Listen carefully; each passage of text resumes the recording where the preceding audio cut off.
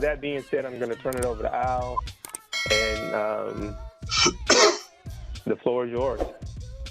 Cool. I'll share my screen. And can you guys hear me okay?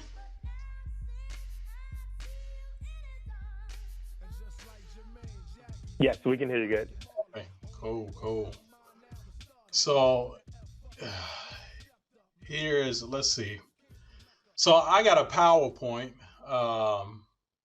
and we're gonna do this a little different.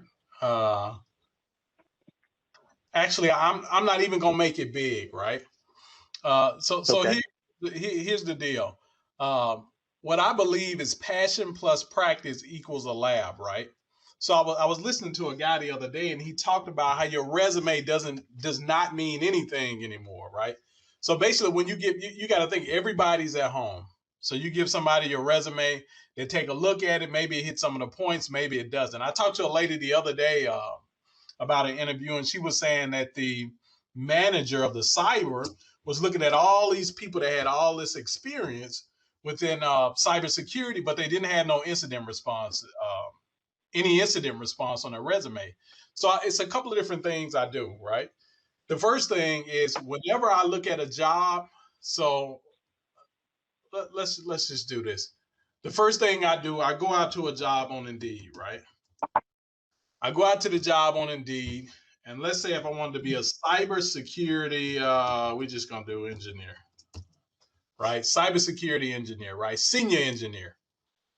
First thing I do is I go here, I go down to the required qualifications, right? And so if you look at these, let's say you doing this and you got 1 year cyber experience, and you look at this, it says cloud certification. Okay, I don't have any cloud certifications. Strong organizational skills. They want high trust and all this good stuff. And you look here, they say these is basically experience, but they ask and here's my point really quick. So let's take, for example, it says Splunk security scan and testing platform Nessus, right? So let's say you got no experience using Nessus. You can simply build a Nessus machine in VirtualBox, build a Splunk machine in VirtualBox. So now when you put that on your resume, and they say, hey, do you have any experience with Splunk and Nessus? You can say, sure, I got experience with Splunk and Nessus. And here's my twist to that. This is what I was telling Otha the other day.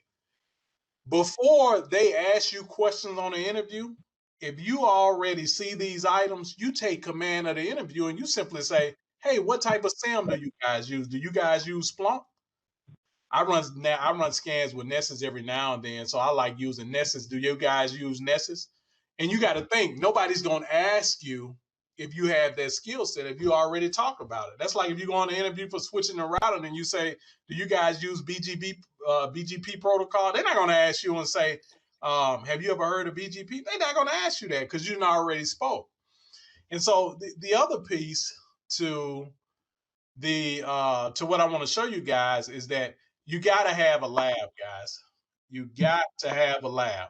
So typically, here's what I do. So this is, let's see if I can put this up. Hold on, let's go. Here we go, right here. So this is the latest job I interviewed for, right? And so can you guys see this? Yes. Okay, great. So just to tell you a little bit about my background, I am not a DevOps guy. Not a DevOps guy. I'm not a cloud guy. I know what IaaS, I know what SaaS and PaaS mean, but I never used it before. I never used Trend Micro. I don't know what STIGs are, right? I don't know what none of this stuff is.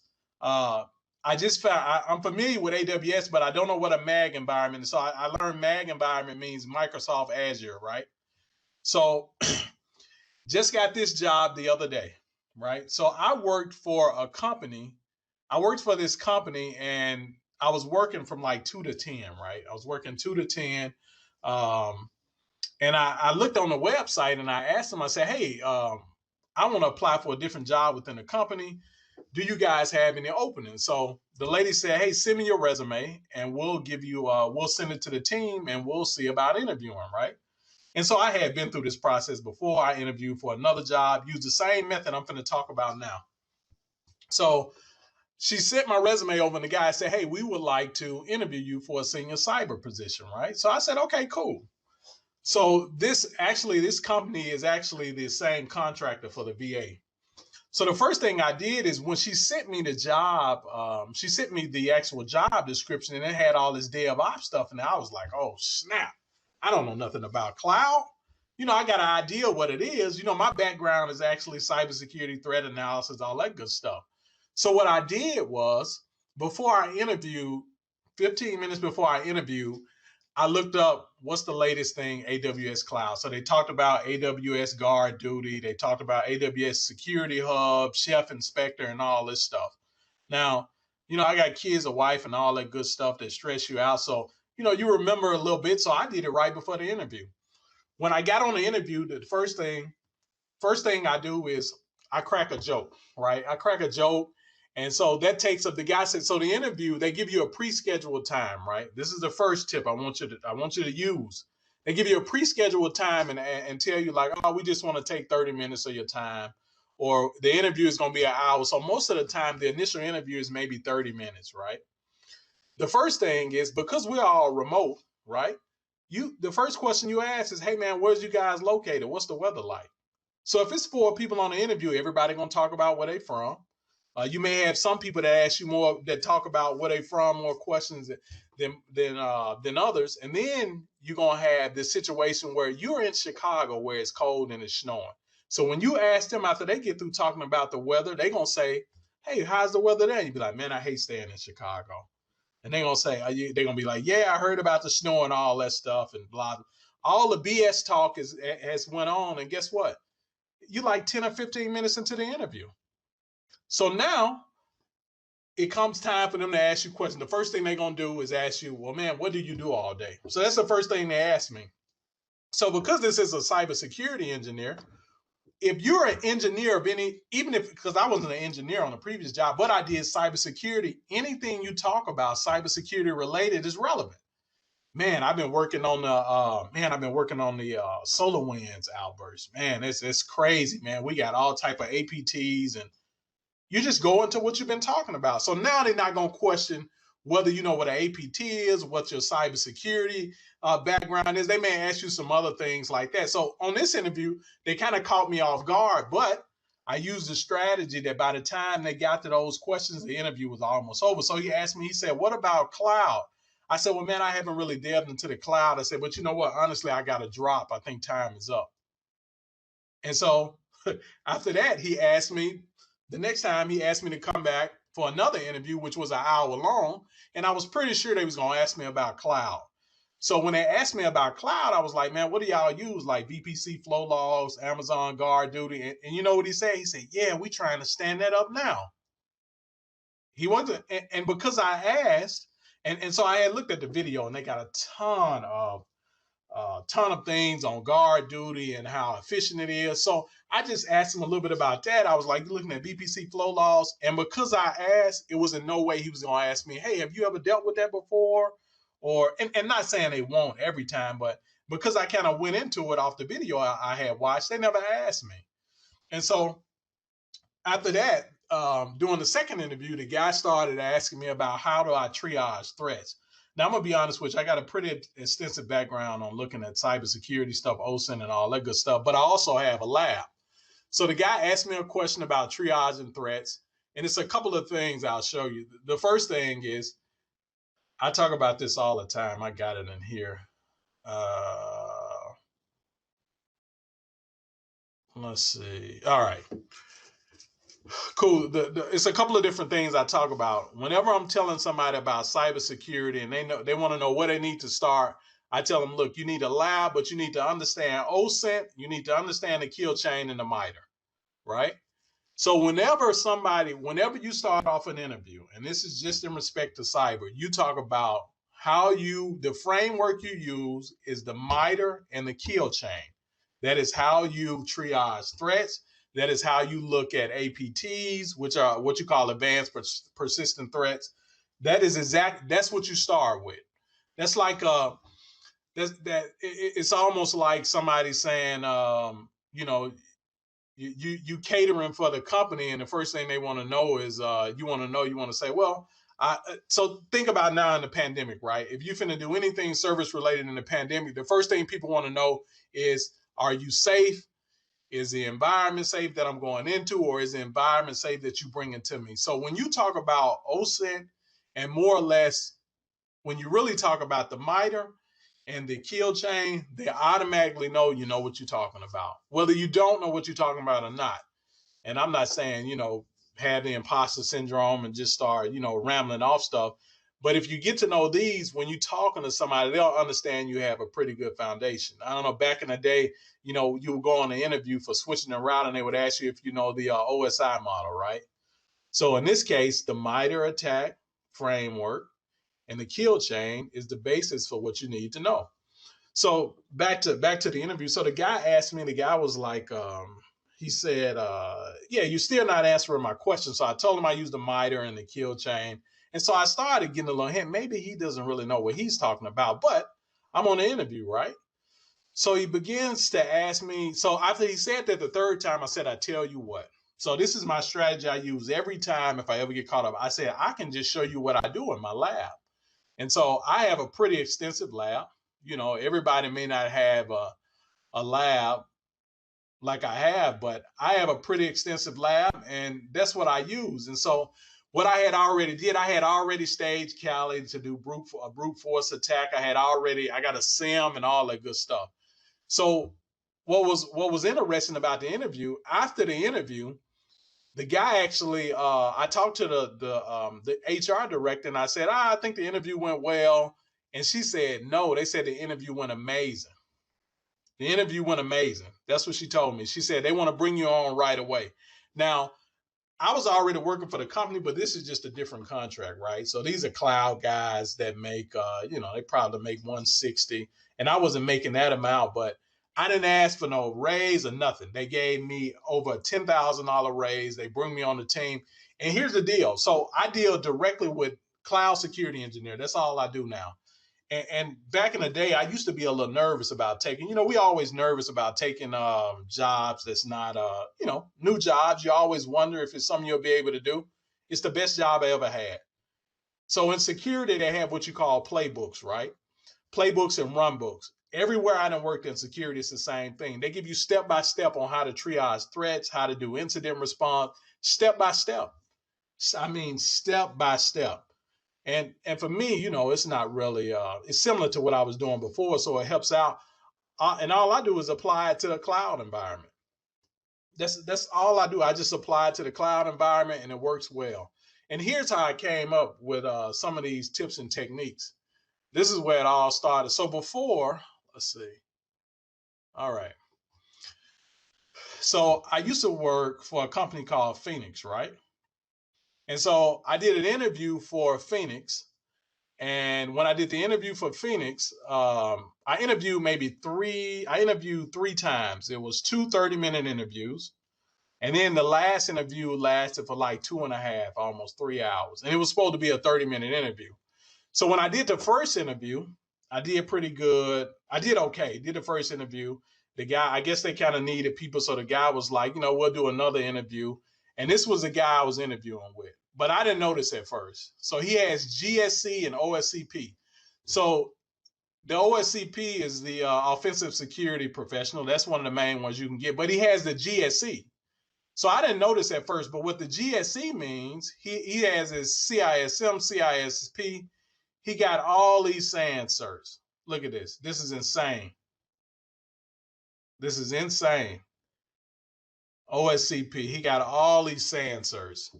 And so this is like a surgeon having a PhD, a law degree, and everything else. So what happened was, during the first interview, I decided that I was going to come up with this whole lab scenario and show him my lab to get the job. But I didn't know this guy was going to be the one interviewing me, because the guy who I interviewed the first time sent me, he's the one who sent me the additional invite for the second interview.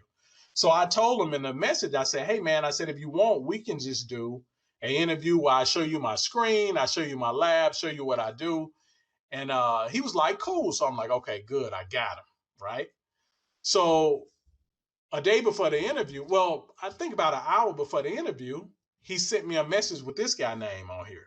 And so like you always do, you know, I went on LinkedIn, looked up the guy, and I was like, oh, snap. I was like, man, this guy got every cert in the book. I was like, there's no way I was going to be able to bullshit him. I was like, this is crazy. So I was a little nervous, but I still used my method. First thing is I was trying to crack a joke, but he wasn't laughing. So he kept putting his hand up like, hold on, don't say anything. I can't hear you yet. So I'm like, damn, here we go. So when I looked at his background, I seen University of Southern Mississippi, right? And so I said, okay. So my daughter goes to University of Southern Mississippi. So when he got on the call, I said, hey, man, I said two things. This is what I told him. I said two things. Either you can get somebody else to interview me, or I'm not going to take the interview because your cert's insane. So he started laughing and he was like, thanks, man, and all this stuff. So then we started talking about the University of Southern Mississippi, right? And so I knew how these guys worked because I had already did a initial interview and I did another one. And every time the guys would say, hey, I got a hard stop. I got to go. They couldn't really go over 30 minutes. So when I got to this guy, he asked me a couple of questions like what I did. We talked about that. He was like, yeah, you say you had a lab and stuff. So I showed him my lab and I went over some stuff with the lab and it just went on and on and on. And he kept asking me, he was like, yeah, man, what do you run that on? Can you show me that? And he was telling me all this stuff. And then he started asking me, can I send him some emails for some equipment? And I'm like, wait a minute, dude. I might need to make you start paying me for this stuff. So what was crazy is he told me this was the best interview he ever had. I ended up getting that job too. So back to what I was saying before, look, you got to have your lab, man. So the things that you go over in this class or doing these webinars, you got to have your lab. You got to have your lab. And if you want, you can even build your lab in VirtualBox. Throw you some machines in VirtualBox. When I did this, I did a brute force attack on one of the, right? I did a brute force attack. I staged this before. I did a brute force attack on one of my servers. I got a SIM. Let's see if I can find it. I got a SIM I use, and I actually just showed the guy. I was like, yeah, I said, so I asked him, have you ever heard of the Wuzzow server? I was like, man, I could show you, you can do a brute force attack and then you could look at the security events. And at the time I didn't have this built out. I downloaded an OVA and it was already built out. And then I just downloaded and showed him the events and stuff. So now he's not asking me, do I know what a SIM is? He's not asking me, do I understand how to triage threats? He's not asking me if I know what a brute force attack or what attacks I can run. He's not asking me, what do I do when I see an attack? Because when I ran the brute force attack, I was like, if you look at the LSAS process, and my point is, even if you don't know these things from the beginning, you can always Google them before an interview. And you decide what you want to talk about. That's what I talked about on the interview. On my resume, it say I do exactly what the job wanted. I mean, that's what most people do. You just copy from the job and put it in there. And I'm not saying, if somebody asks you, have you ever worked with the CDI and CI pipeline? You say, yeah, I do Jenkins and all that stuff. No, you don't say that. But you can. You can say, yeah, I'm familiar with Jenkins, because you can simply go in the lab, build you a Jenkins server. Let's see if I got one here. Yeah. You can build you a Jenkins server in little or no time with Docker. And then when they say, have you ever heard of Jenkins? You can be like, yeah, I played around with Jenkins before. I'm not, you could be like, I don't really write code. And this is exactly what I say. I tell them, I say, I don't really write a bunch of code, but I played around with Jenkins and kind of understand some of the vulnerabilities. Easy. You Googled it. You understand it, right? Hey, so my point is that you really try to get your lab going. And then whenever you interview, if you go to interview right now and somebody say, hey, and I'm not saying go and interview for a senior cyber security position, doing, tier level forensics on machines and using encase and all that stuff. But if you find something in your wheelhouse that you think you could do, and here's another significant point. So I work with number cloud stuff now. I never worked with a cloud environment in the past. It is the easiest thing I ever did. Easiest thing I ever did. You know, you hear all this stuff about cloud engineers and DevOps and all the DevSecOps, and that's what my team is actually the DevSecOps team for the entire Medicaid, Medicare department. I I mean, I've been contributing on the team. It's been wonderful. It's been wonderful, but it's not nothing hard. You get playbooks. A lot of it is just reaching out to people saying, "Hey, why is this S3 bucket port open?" and stuff like that. I mean, because you're gonna deal. Most of the stuff is developers, right? If you're not a developer, then you're not gonna be, messing around with the instance. You're gonna say, "Hey, man, why is this S3 bucket wide open, or why is this EC2 instance, pinging a malicious IP address?" And then they respond and remediate. So it's the best thing in the world. And the best part about all this, I don't know about y'all, but I'm motivated by money. If you're gonna pay me 140, 150 to do it, I'm gonna do it and be happy. And then you get training too. Uh, and I play around. I'm gonna be honest with you. I play around with a lot of stuff. We had a meeting today. They talked about Terraform and all that good stuff. I don't know how to use Terraform, but I messed around with it in the past, and I just looked it up because it was some with automation. So my point is that you do a couple of different things. You take control of the interview, and I'm not saying BS, but use a stalling technique. Most people want to know that you have character, right? Once you talk about your skill set in an interview, most people want to know that you have character. Because character, if you have to choose between character and talent, character is going to be there, right? Your integrity and character is going to be there. Talent might take you to a place you're not prepared for, and then you be looking crazy. But most people want to know that you can. And what I mean by character is working with a team. We want to know this guy knows security, right? He may not know AWS. He knows a little bit about security. We can teach him AWS, right? We can teach him AWS.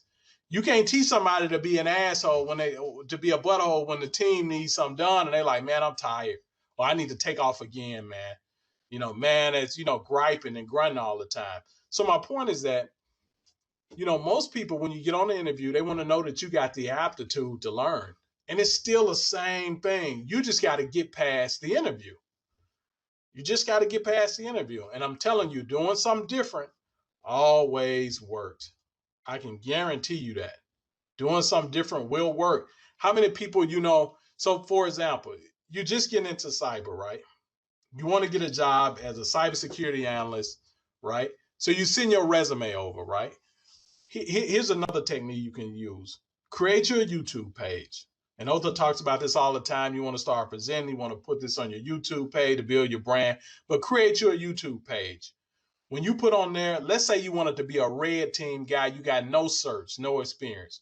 You say, "Well, I'm familiar with Active Directory Active Directory compromise and brute force attacks. All this using Metasploit." On that, you in your resume, put a link to your YouTube page about everything you explained in your resume, right? You know how to do incident response, do a video on incident response. You don't need a lab for it. Well, you do need, you just need maybe 2 machines in the lab. If you say you want to you know how to use Metasploit, do a YouTube video on using Metasploit. All you need is 2 machines, right? You say you want to do web pen testing.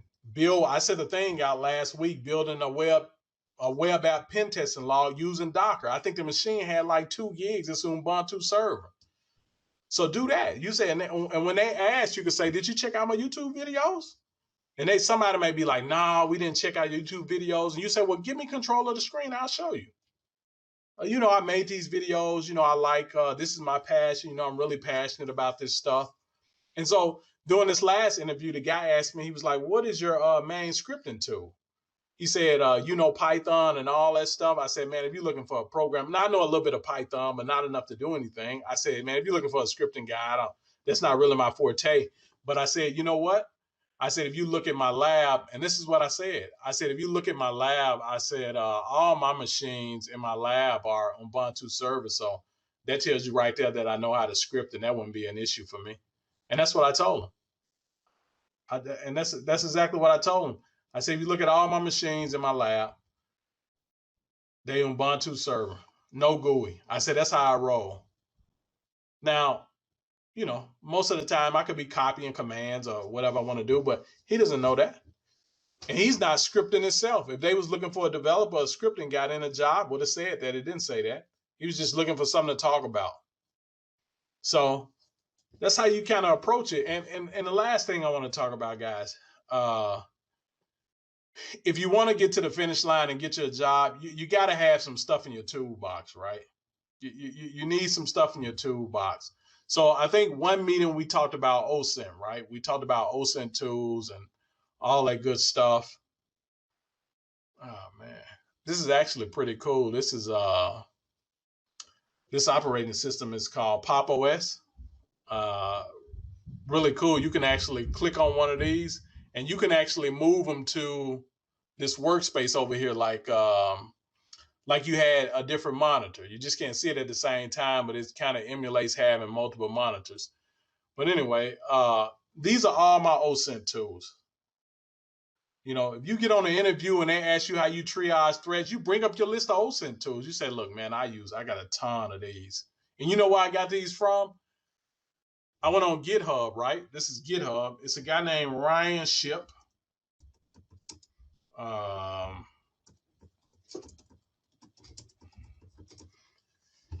It's a guy named Ryan Ship. He got this awesome list of malware tools, right?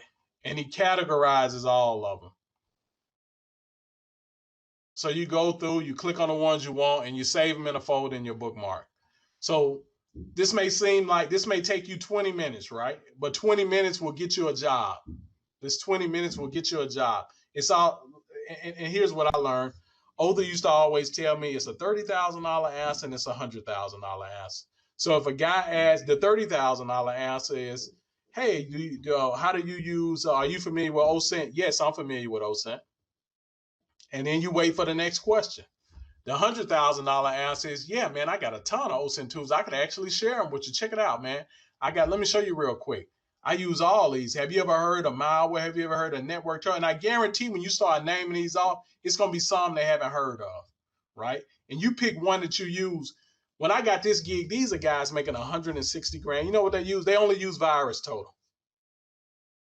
So when I got there, I was like, hey, man, do you guys use hybrid analysis? Do you use it? And they was like, no, what's that? Yeah. And I was like, yeah, check it out, man. It'll show you this and URL void and all. They were like, oh, man, that's cool.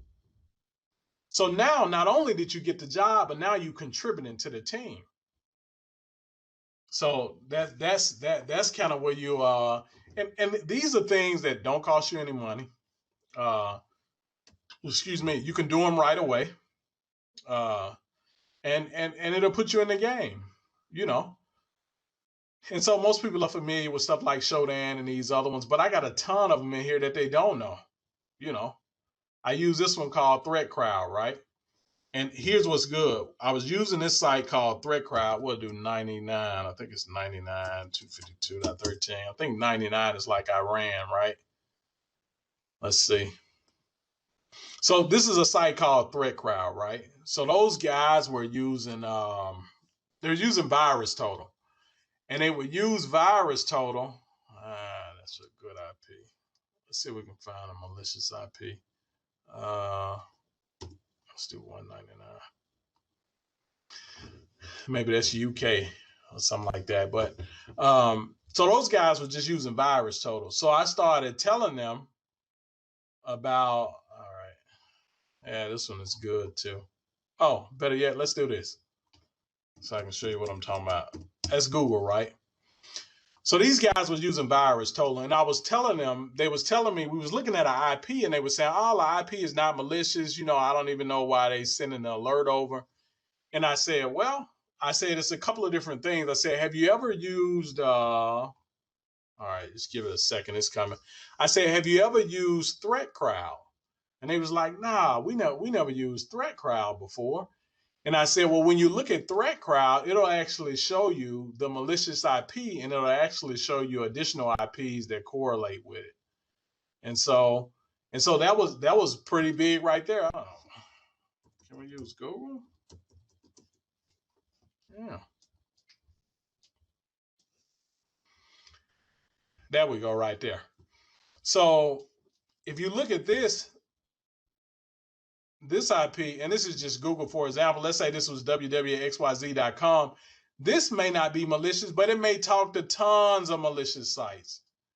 So, my point again is that you may not be the expert on the team, but you still contributing. And you'll notice we all got different backgrounds. And like when I first got on the interview, dang, Google got a bunch of crazy stuff tied to it, right? But when I first got on the interview, I told him, I said, "Oh man, you guys know how to, I had worked at the VA before. I said, you know how the VA is. I said, look, we all got different backgrounds. I said, but when you work for the government, you pretty much pigeonhole into doing one thing. It doesn't really, it's not contingent on what you know cyber wise.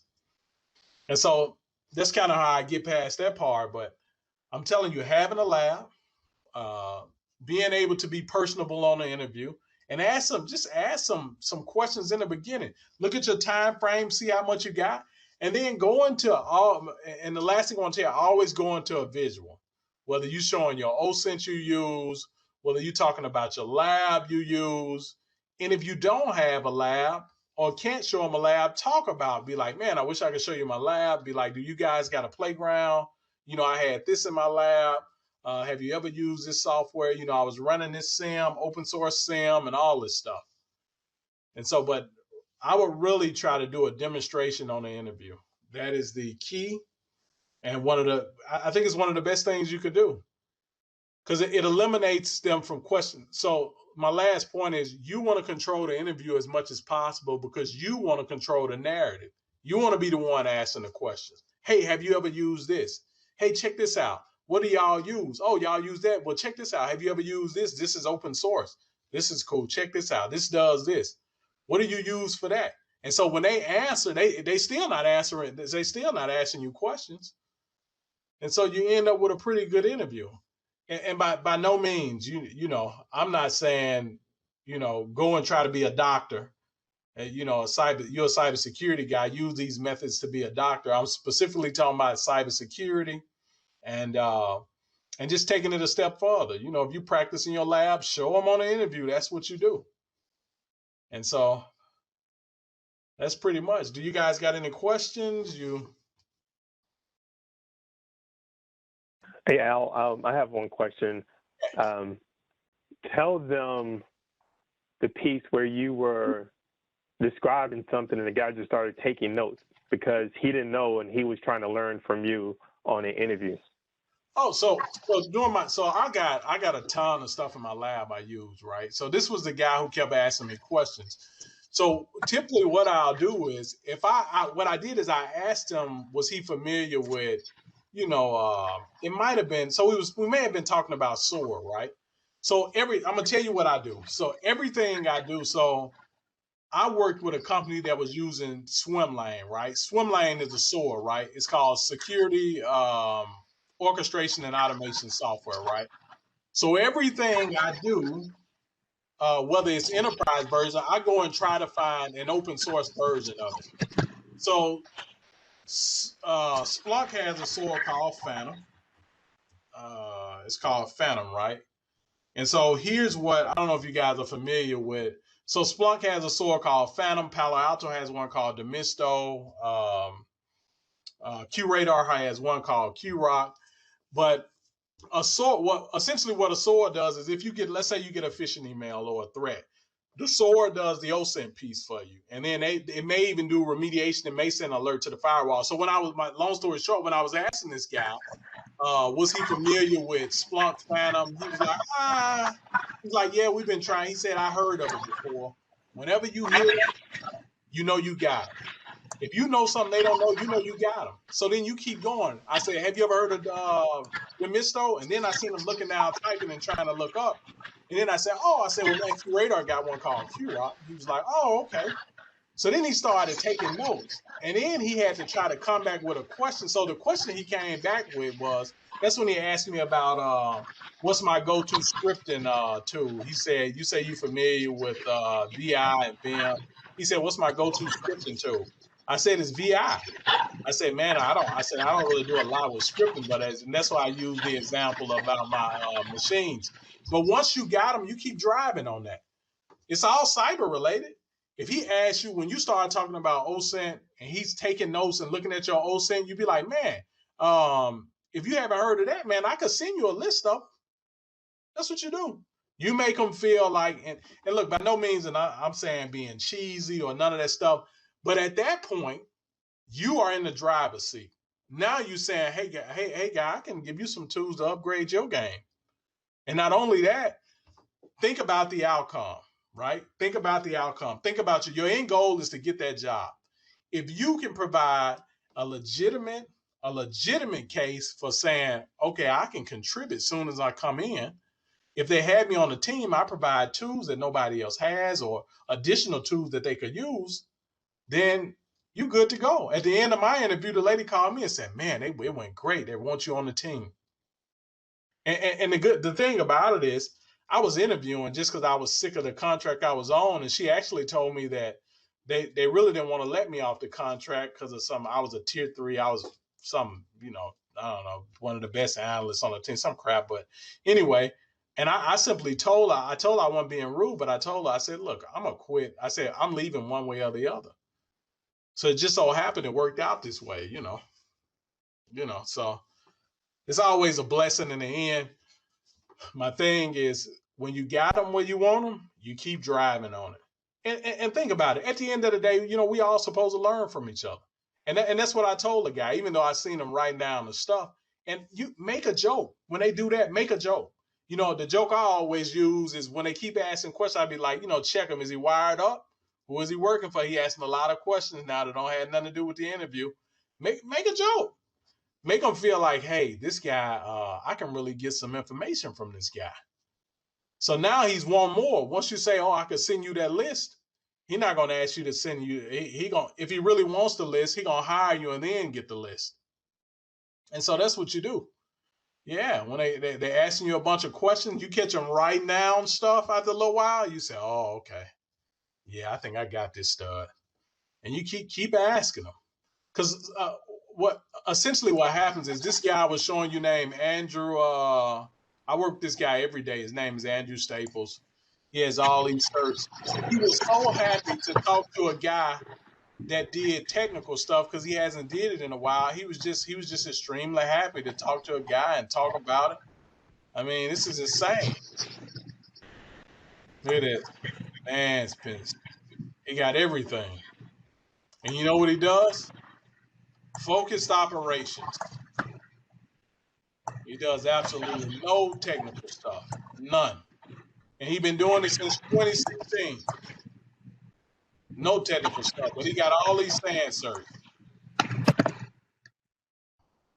So you know what happened? When I started asking, we're title to have. Yeah. When I started asking him about stuff and he didn't know, I kept going in and in and in. Yeah. So definitely take note as far as taking ownership of that interview, right? And sometimes what I say is like a broken record, so I definitely wanted to have Al come in because when you're in that interview, particularly for cybersecurity, it's 2021, like 3.5 million jobs unfulfilled, right? You have companies that will hire you based upon your, they don't care about your college degree. They'll hire you with a GED or a high school diploma, right?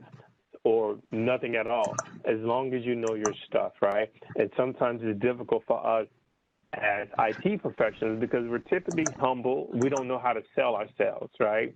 So, and then we have this imposter syndrome because we are always a constant learner. So definitely be able to sell yourself, learn how to sell yourself. And if the interview is going off the rails and you don't have a lab, start asking them questions, pointed questions, because you may not even want to work there anyway after they ask your questions. I always ask the question, what do you guys complain about during lunch? Because you may not want to work there. You want to get some of those soft skill stuff in as well.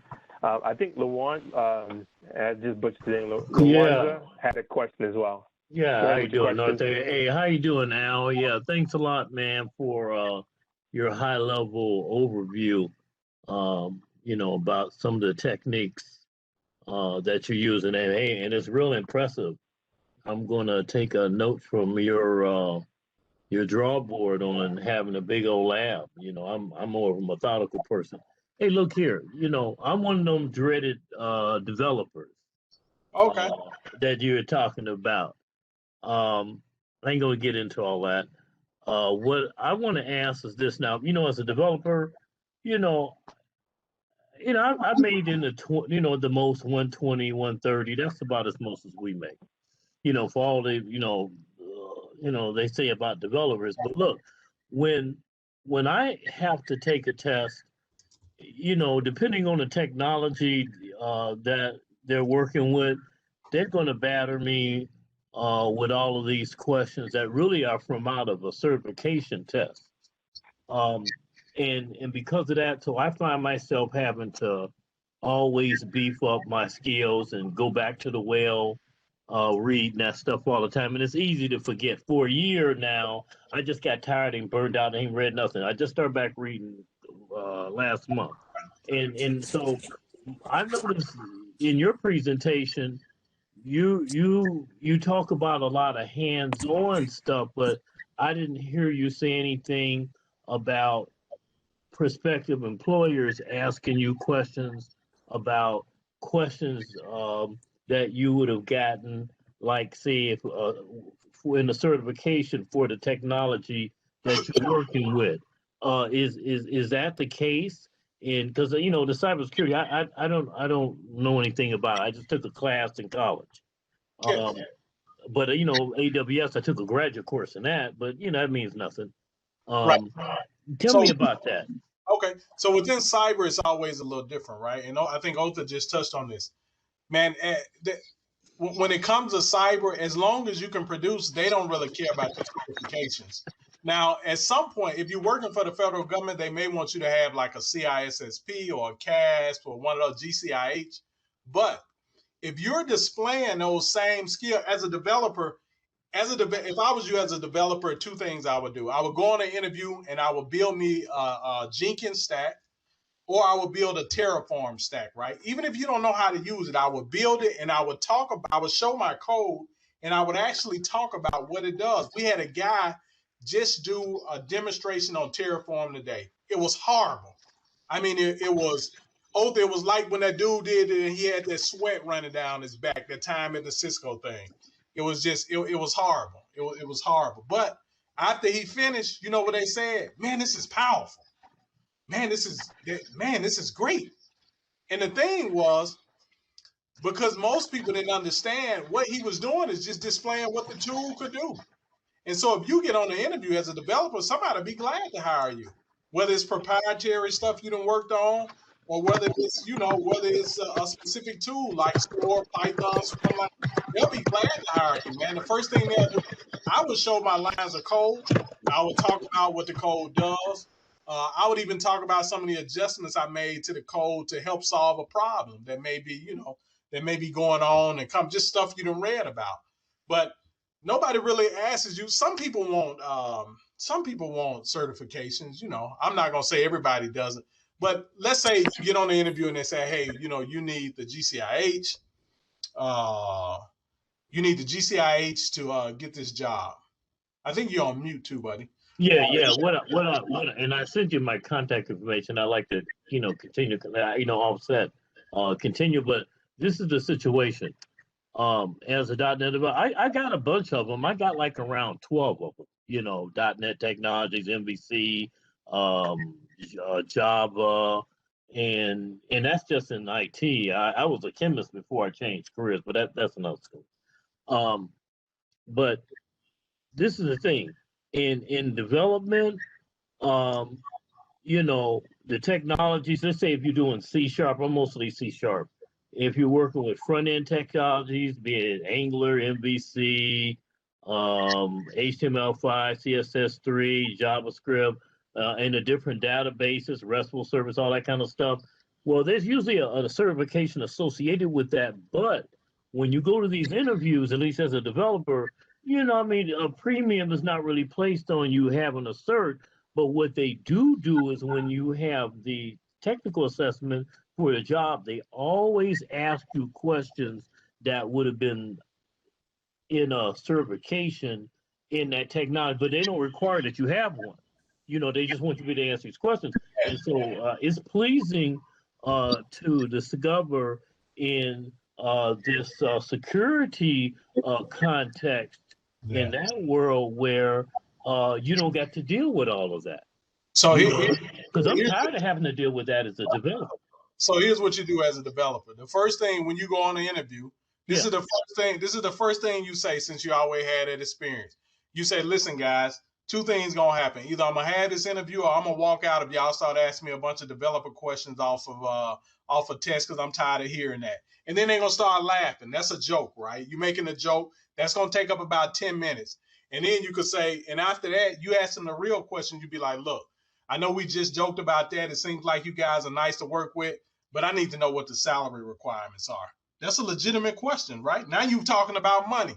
So if you're there if they tell you the interview is an hour, now they're gonna ask you what they're gonna start asking you, what's your background? That's when you start talking about. And so here's the deal. I basically just do remote jobs. I don't feel the need to going into I heard that. I just don't see it. I just don't see I going heard to a that. building. So, I mean, it's different techniques you can use, but I'm talking from a remote perspective. So, what I would do is start off with a couple of jokes. Then, when you start talking about yourself, if you get stuck and just sometimes people freeze up, you know what I would do? I would be like, I told a guy this the other day. He's horrible at articulating what he want to say. I said, "Look, man, this is what you tell him." I say, "You tell him, look, guys, I'm gonna be honest with you. I probably can't explain everything I want to say, but when it comes to getting the job done, I can get the job done." You say what I can't do is articulate the best, but what I can do is triage threats and perform the job responsibilities the best. That's what I do. So you can talk your way through that. And once again, control the narrative. Don't let the narrative control you. Because if you answer the question of what kind of development language are you familiar with? Oh, I do, C sharp. I'm a .NET programmer and this and that. They're gonna say, okay, you got another. You got something else you want to ask them? They're gonna start going around the table, and now you answering 50 questions. You're answering 50 questions. And so if you can control the narrative by the time you get to the fifth guy and he want to ask you a question, you could be like, well, I work with something else. Let me tell you about this now. When it comes to those technical assessments, when I have myself together, I'm pretty good, and I can answer, I can answer most of the questions. That obviously go in and program, hey, I'm gonna memorize like 300 questions before I even, jump into an interview databases. I'm gonna memorize, a couple hundred questions. I'm gonna do my due diligence and know all how to answer these questions. So, but this is a situation. You go working as a developer, and once you get up on a job, all that theoretical stuff, you're not doing that stuff on a job. They just do that to filter people out. Um, and then see, you don't work on a job for a year and a half and stuff. Then you don't forget about all that stuff, and now you found yourself got to go back to the well, and you got to go through the grind, relearning all, doing all that. And see, I'm sick and tired of dealing with that. See, Yeah. and So you see, you know what I mean? why don't you think So about changing hold on careers? one second. Hold on one second. You guys, gentlemen, hold on one second. So one of the things that as a developer or programmer or anything, it's two things. When you get before you go to the interview, you always ask about your salary. You tell them your salary requirements, right? And you give them a range. The second thing is that whatever job you're going for, and as Al alluded to, you have to have some sort of passion about it, right? So when you're saying, I got to go back to the well and this and that, it's like, look, if you're not programming and developing and writing code every day, something else is wrong, right? So one of the things that we talk about is trying to have this schedule, to create the schedule where you can perfect your craft, right? So you have to come up with a unique way to do that. And you also have to get to the point when you're on these interviews, you are doing them a favor. They're not doing you a favor. And Al alluded to, show them his lab. I've been on the interviews and said, look, I'm just going to tell you what I know, and you're either going to hire me or you're not, right? Because you have to control the narrative. Because if they don't want to hire you, somebody else will. Yes, so sir. I agree with that 100%. So don't think of it that, you have to figure out that, okay, if they don't hire me, if they're actually asking me questions that I don't want to be in, or stupid questions, you have to have, the confidence kind of to call them out on it. I've been on interviews back in my routing and switching days, and these guys asked me about span and tree. One guy, everyone else I clicked with, and he was asking me about span and tree. And this is back in the day when people stopped doing span and tree on the access layer because they didn't want to have these span and tree meltdowns in their environment, right? But he couldn't understand that, but he just wanted to add to the conversation so he can sound like he knew what he was talking about. So then I started quizzing him on span and tree, root bridges, and all this kind of stuff, and he just crumbled. So you have to control the narrative, right? And it's okay to be in an interview and you being interviewed by a panel and you pick out one guy when you feel that it's not going well and you just hammer that guy with questions. It's okay, because if you don't think they're going to hire you anyway, you might as well go out with a bang, right? So just something to think of. Perfect your craft, know what you're going to say in that interview, and control that narrative. And someone else had a question. Yeah, I seen. I'm sorry, I was replying to Otha himself. But so the first question somebody asked is, how big is the organization? So previous to this job, I worked for the Department of Veteran Affairs, right? So it's probably the largest, if not number 2, number 3 largest network in the world. So I did the entire incident response. I was the technical lead, team lead, and then technical lead for that. So I did that for maybe about 4 years. The contract I'm on now is for CMS. And so CMS is pretty much Medicare and Medicaid for the entire government and everywhere else, I guess, the whole government portion. So it's pretty big. So some pretty big spots. And then I think somebody else said, what do you do if you don't have any experience, right? So here's what you do. You do have experience. You have experience because you created a lab, and everything they asked about on there, you done pretty much did in your lab. But when you talk about these things, you pretty much, if somebody say, so let's, like I said before, let's say somebody say, you going for a job, and they say, well, do you have any web app pen testing? Absolutely. I use WebGo. I use Damn Vulnerable Web App, OSWAP, Meltiti. I done did all these, and you could either show them that stuff or you could talk about the type of attacks and the stuff you did. Because most of the time when you're going through a class, even if you have been working somewhere 20 years, if you're taking a class on web app pen testing, that's exactly what they use. Look it up. If you Google it online, class like InfoSec, the guy uses like Damn Vulnerable Web App and, WebGold and all these. So when somebody asks, do you have experience? Absolutely, I got experience. I know how to use Burp Suite. You don't have to be using an environment. You know how to use it. And if they get to a point, if somebody asks you, they say, hey, well, where else have you used it at? You simply tell them. You don't have to be shy in the interview. Either they're going to say yes or no. You say, look, ask me anything about Burp Suite, and I guarantee you I could tell you. Let's go. That's what you do. And after you said that you used it, gave examples, they're not going to ask you that. They're not going to ask you that. I think you said what, so man, for a .NET developer, if I was you, I would look at, possibly writing some code in Python, building port scanners and that type of stuff. And somebody probably hire you. Or I was focused on what they call SOAR functionality.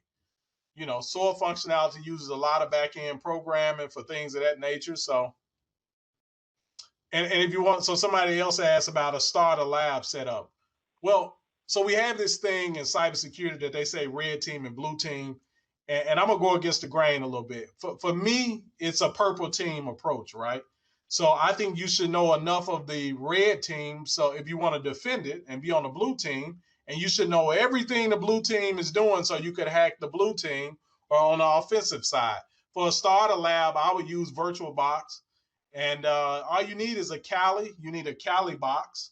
And you need maybe a Windows server and then a workstation. And you can perform all the attacks you need. You can join that machine to the domain. Also, I think lastly, really quick, I think sometimes in cybersecurity, we don't understand the basics, right? So when I worked at the VA, we used to have a threat that would come in all the time to say CNC server, right? CNC server from I think it was like for 2 domain controllers, right? The problem is CNC is external. They said it was external, what they call data exfiltration, meaning somebody had been on your network and they send in PHI or they send in PII, any sensitive data out to an external server. The first thing is you'll know that it's kind of hard to do with a domain controller, right? But it can be done. We can hack any machine. The second thing is it was on a /24, right? So that means it's on the same subnet. So it cannot be external traffic going out. But because they don't know what a domain controller is, there lies the problem. The second thing is if you got lateral movement in your environment, then you probably need to be standing up what they call a SWAT call, because now you got bigger problems than somebody taking your data. Now you need to know how long, and it's a mess. And so if you're going to use Jenkins, you can set up Jenkins locally, right? So the thing with cybersecurity, and LaJuan's asked this question, the thing with Jenkins is Jenkins needs to be locked down. It's terrible about vulnerabilities, right? So I would look at securing Jenkins. And so with CI, which is continuous integration, and CD, which is continuous development, if you're going to do that, then that's a development tool you can use, like securing the pipeline, using stuff like Ocean Blue, using what else? SAS, which is static testing, dynamic testing. What's the other one? Selenium is a good tool you can use. Yeah, those are more testing. You know the reason why I brought it up, because in a SDLC, you get to the end of SDLC where I'm using TFS, or you might be using Jira, and yeah, I use Jira and Confluence. Yeah, we use Jira and Confluence. Yeah, Jira. I did some training in that. And somebody like me, I done did my development, and I'm using, let's say, most likely TFS. I'm using Visual Studio, and so I'm doing my do my builds, and then I do my releases, and then eventually, this is the component of DevOps. That's DevOps is such a broad thing, but they call us DevOps, and you get into the CI/CD part. And I don't want to take the time. I'm lazy and I don't want to get into it. And so I need to get with cats like you, because you're already into it and you can, show me the stuff you're already using, and I don't have to waste all the time looking in this toolbox, looking under that drawer for the technologies to put together, because you already know how to hook that up. Yeah, so I do DevSecOps, which is a little different. I think my focus when it comes to things like Jenkins, and I got a couple of tools that I'll send Otha, and he could send it out to the group when it comes to securing the pipeline and things like that. But you should focus on building just basic smoke tests, and maybe you could present that to the group, because Jenkins is a really good tool to use. Oh yeah, it's the standard. It's a standard bearer when you're a developer, without question. Yeah, so maybe for those who are not familiar with Jenkins, what I would suggest, man, is what you could do to be really cool. You could build a Docker swarm, which is a Docker cluster, right? So you'll have the container. Yeah. You'll have the master node and 2 child nodes. You can actually import those nodes into Jenkins, build a smoke test, and then you could show, maybe you could show everybody, because I know we talked about that. You can show everybody how Jenkins can load balance and also push those apps out. So we can, because people talk about automation and all that good stuff. Or you could do one on, are you familiar with Ansible or one of those tools? Chef Inspect Ansible or Terraform, or just, No. This is all new territory to me. Okay, cool. Yeah, well, maybe the Jenkins thing would be good for everybody, man. That'll be I'm open to I'm all the way. Yeah, so you can build a little app in Jenkins, and yep. Without question, yeah, I'll definitely be glad to work on it with you all. Without question. Okay. So next time, any more questions? Yeah, next time, guys, if you want, I can go through. So lastly, really quick. So, guys, what I would tell you for those who, you're kind of worried about experience and all that, a SOC job is a great job to have, right? It's some basic stuff you can learn. I think Othan went over like using Wireshark, and he's been doing that for years. But understanding packet captures and looking at egress and ingress traffic and all that good stuff is a wonderful place to start. It'll get you a job at a SOC. I got Jonathan. Most of you guys know Jonathan. I put him on. He's working at the VA, well over 6 figures now. And I'm not telling his business, but he has a background, and he's one of those guys that took and learned the stuff. So, but the VA is always hiring. You got people there with little to no experience. Always they're able to get a job. It's different circumstances, but some of them have like maybe a basic cyber degree, don't really know anything about cyber, but just kind of, at times they be hiring, and it pays, starts off with 95, and it's a wonderful place to work. It's a SOC. You learn a lot of good stuff. You'll hear people complain about working in a SOC, but I learned how to use Splunk. For those who don't know, I've only been in cyber for 5 years, right? Only been in cyber for 5 years. And, some of the stuff I want to talk about in terms of compensation and all that stuff. But this game, man, is well over. I mean, I don't know. I don't know too many guys. So most of the guys that work with me on my team, I tell this all the time, and not to be bragging, none of us made less than 250. And, and I'm not saying, it's different avenues you can go. Hold on, really? I'll show you. It's different avenues you can go to make money. But, I'll show you this. Where is that? All right. I'll show you this. This is, and I don't know if you can see this salary, 250. You can be a SANS instructor. You can do some adjunct, being an adjunct professor. You can do a couple of gigs a year, and you can do some security training. That'll get you a 2. Or you can do you can do an adjunct professor, some training, and a couple of remote jobs. Or you can just do some remote jobs. So nobody I work with under no circumstances make under 250. So, and we all started in the SOC. We all started in the SOC. It is really a lucrative thing. You can start in the SOC, get you a job. Most SOCs on a 24-hour rotating shift, right? So you're looking at from 6 to 2. You got 2 to 10 or the rest of your night to find you something else to do. So you will work. Deep Watch has a 24-hour shift. They do a lot of hiring for SOC. They pay maybe 85 to 95. And now you're up to like 170, 180. And the jobs are not hard. So I would just encourage everybody to look at, look at SOC.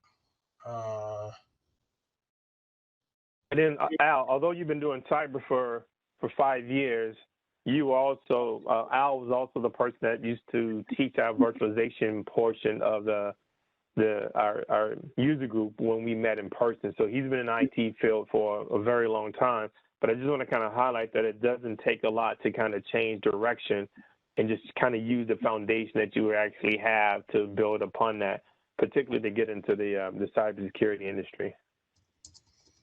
Yeah. So listen, what you could do is, what I would suggest, if you want to get in, go take the Security Plus. Now I'm not recommending this, but they got we're going to call them practice tests that you could take, right?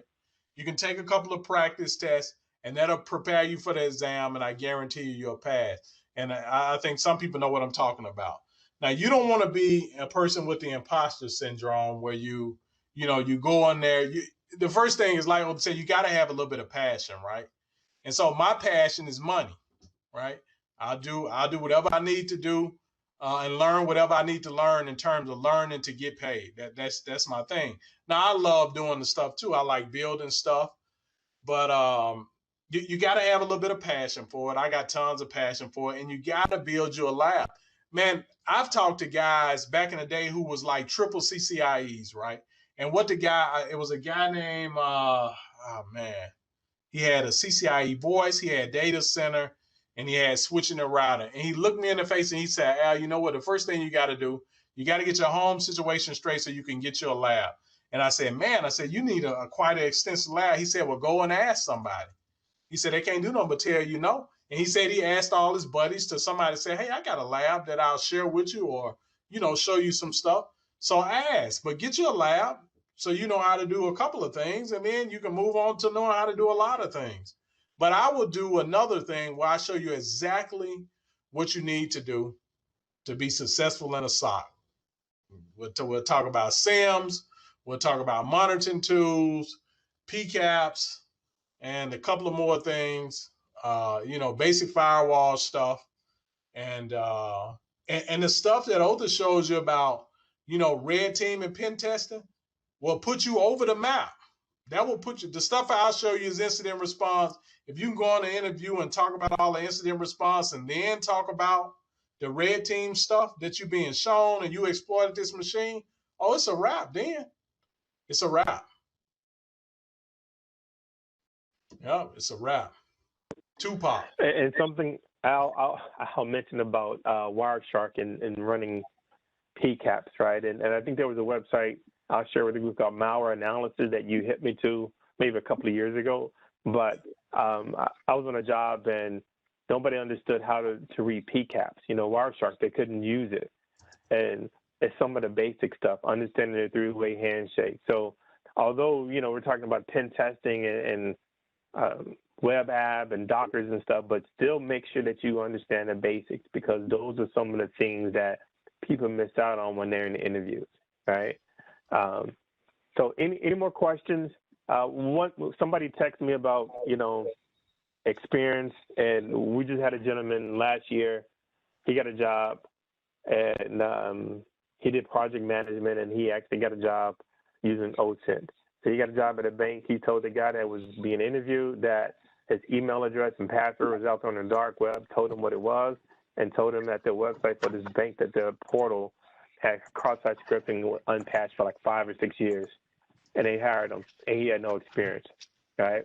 Another friend of mine, she got a job, and they asked her, where did she get her pen testing experience?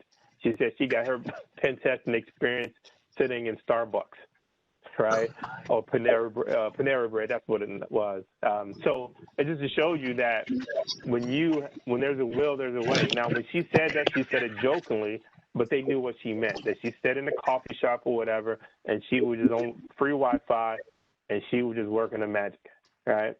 So definitely have a passion, come up with a study schedule, have some goals set, definitely present, and we'll edit and we'll post to you on YouTube so you can have your nice edited video that you can share with your colleagues and friends and put on your resumes, right? Any more questions? Yeah, I just want to say, can I kind of make an announcement, just a brief one? I hope to the benefit of everybody. I was awarded a GEM fellowship to do a master's PhD. They have the GEM consortium is for, a lot of minorities in STEM. And if anybody's interested, I'll send a link and you can apply for the following year for the 22-23 cycle. I'll send it to you. And it's free application. And when you apply for admission to these graduate programs, you're not gonna have to pay any application fees. I've been contacted by Yale University, Columbia, Northwestern let me in, University of Chicago. And so you don't have to be development, you can be in the cybersecurity space if that's the area of IT. But again, the fellowship will pay for all of your tuition, room and board, all that. If you want to be full-time, you get internships. So it's a good thing. And I'll share it in the chat if that's okay. Thanks. Definitely appreciate that. All right. Well, definitely, Al, definitely appreciate it. And I think the next time we meet, you send out a document regarding creating that lab in Dockers. Do you want to review that setup, or do you want to have one of the go-getters on the call talk about how they set up the actual lab? Are you asking me or are you asking Al? Oh, I was asking Al. Sorry. Yeah, I can go over that. We can go over that, and then I'll go over the just a couple of things too that I got in my lab that I think will be really, that I know will be really helpful in you designing, a SOC, and not designing a SOC, but one of the things that I think will be really helpful in you working in a SOC and And so really quick, here's what's amazing. You would be amazed at the things you do that people take and monetize, right? So I've been using Security Onion for years, and I'm sure Otha has. I'm sure Farad know what it is too. But what we're doing now is, well, not hold on. A company I know is actually taking Security Onion, putting it in the cloud, and now offering that service, offering that as a service, right? So they offer and say, hey, we're going to put this on a span or mirror port on your network. We'll notify you of any threats. So if you think about some of the things you could do with just these open source tools, but I'll show you guys some of the tools I use, and I'll actually show you the tools I use, and then I'll show you how we use the enterprise tool within a SOC environment, and then you can kind of get a feel of what you need to know. Like SIM and looking at traffic and how to determine where the traffic came from. And it is easier than you would ever believe. Easier than you would ever believe. Yeah. And so yeah, we can go through that. Okay. All right, guys. So that's a wrap for tonight. Definitely appreciate you taking the time. Definitely, Al, thank you for stopping by, and we'll look forward to you in 2 weeks. So you should have the latest invite. I do have some information regarding multiple web applications that are vulnerable that you can use to practice as we go down this path. So I will see you next week. I will see you in 2 weeks, and you should have all the updated information. And thank you for attending. And I definitely apologize about the broken link I sent out earlier. Thanks, guys. I got a question. Right. Sorry. Sure. Oh, go ahead, Thorin. One more question. Al, I was really thinking about the stuff you were saying as far as how to sell yourself in the interviews and control the interviews. Did you have like a list of that material that you know? Because I think somebody mentioned that. I think it was Nick that mentioned a possible list earlier in discussion of, for us. Yeah, but I can create you something, man. I don't mind. I'll type up some stuff for you and send it over to you. Great. I think he's referring to the OSINT list as well. Yeah. Oh, of course. Yeah, man. I think the link is actually in the chat. It's in the chat room. Yep. Yep. Yeah, man. Anything you need, I don't mind. Look, I don't mind sharing any information with you. Ask Older, I'll talk your ear off where you want to hang the phone up. I'll take some money. I'll take some money. I'll take money and talking my ear off. I'll take both. One more thing too, and this goes to Torian's point. I didn't want to interrupt later and steal Al's thunder, but one thing I found with just going through the interview process, everybody at the other side of the table is very lazy. I can tell you from personal experience. So what I did is I Googled what my job description was, and I compiled a list of every single question from the internet. And, that's the OSINT person in me, I guess. And lo and behold, every single question that was asked of me came from that list that I made.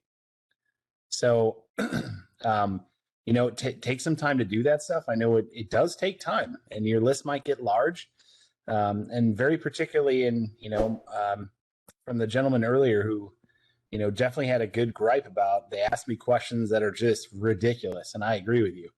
But it's one of those, it's like that rite of passage where you got to fall down some stairs or get some lumps before you get a job. But I would say just memorize a response. And then from that response, just build onto there, because the more time you spend talking, the less time you're going to get crap questions. The more time you spend talking as the person who's trying to get the job. Yep. Yeah, I agree. You got it. Okay. Yeah, thanks, Nick. Definitely appreciate the feedback. All right, so we're going to wrap it and see you in 2 weeks. Then we'll start talking about building out this lab environment and start continuing our path for web pen test. If anyone else wants to present as well, and you don't have to take the whole hour, 2 hours, or whatever, definitely let us know, and we can get you scheduled. Okay?